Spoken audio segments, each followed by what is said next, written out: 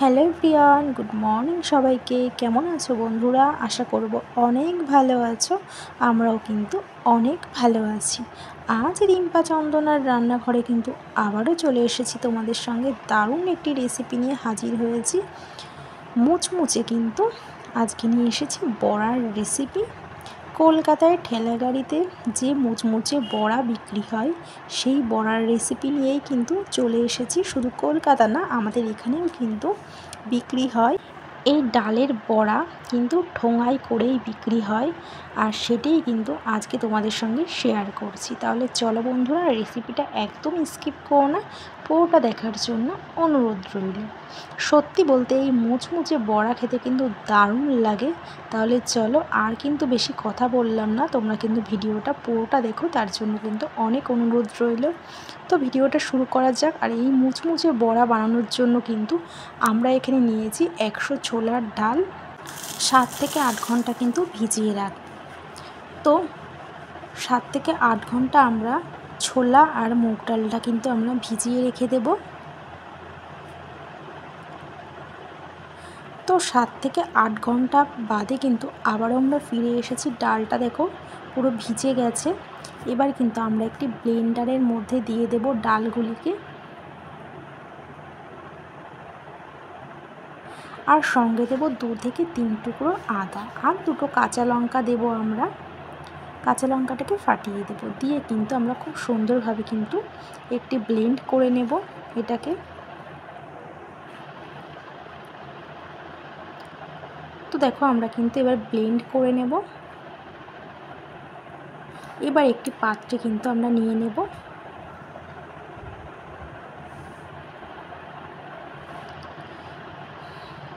দেখো কত সুন্দর ব্লেন্ড হয়েছে। এবার একটি পাত্রে আমরা ঢেলে নেব।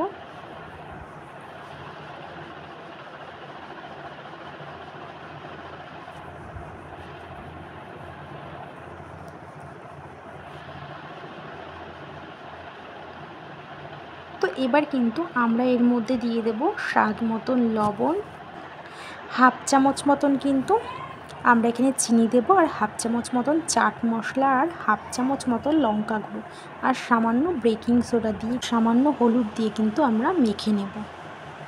তো দেখো আমরা কিন্তু খুব ভালো করে কিন্তু মেখে নিচ্ছি।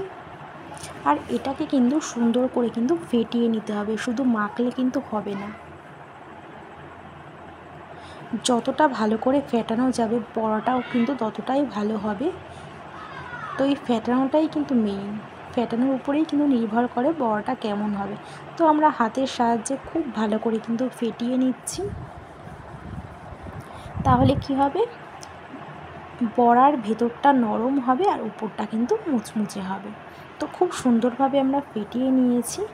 এবার কিন্তু আমরা কড়াইতে কিন্তু সাদা তেল গরম করতে বসিয়ে দিয়েছি। তেলটাকে ফার্স্টে আমরা খুব ভালো করে গরম করে এবার ছোট ছোট করে কিন্তু আমরা ভেজে নেব। দেখো একদম আকারে ছোট দিয়েছি, আর এটা ভাজার পর কিন্তু অনেকটাই কিন্তু বড় হয়ে যাবে।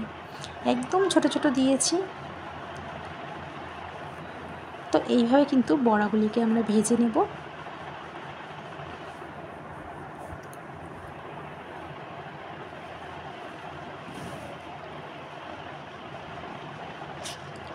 তো দেখো এক এক করে বড়াগুলিকে কিন্তু আমরা কড়াইতে দিয়ে দিয়েছি।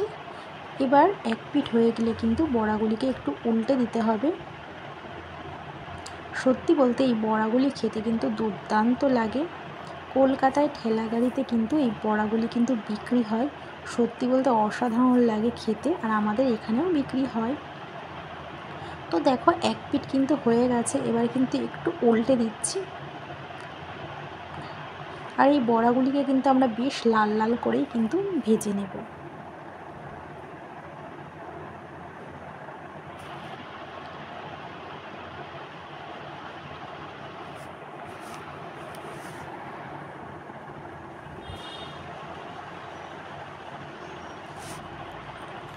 তো দেখো বড়াগুলি কিন্তু এক পিঠ ভাজা হয়ে গেছে।